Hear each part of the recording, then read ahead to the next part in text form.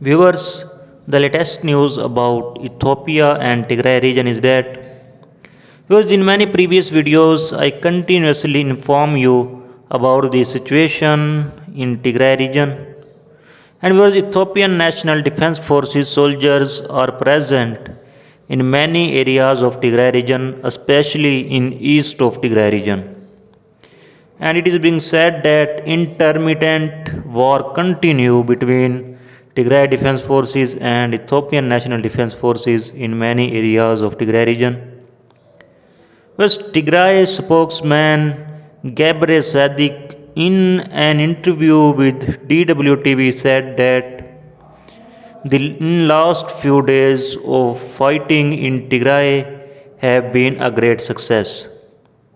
As Gabriel Sadik said that in last few days he attacked in the town of Hausen in the central Tigray region and many Ethiopian and Eritrean soldiers killed in this attack and many wounded.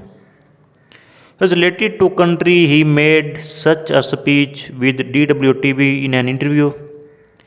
But on the other hand, he said that intermittent war continues in many areas of Tigray between Ethiopian National Defense Forces and Tigray Defense Forces.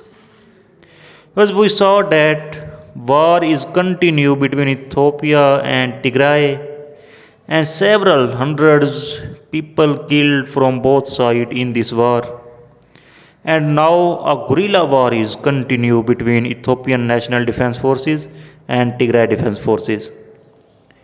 Just 2 days ago, the residents of Agula town said that Tigray Defense Forces entered Agula town, which is situated on A2 highway in Tigray region of Ethiopia.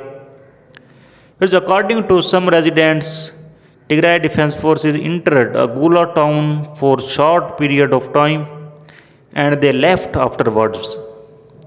Because Tigray forces are spreading the area of their operation toward the place situated to the east of central Tigray. And it is being said that Ethiopian National Defense Forces soldiers are present in many areas of Tigray region, especially in east of Tigray region.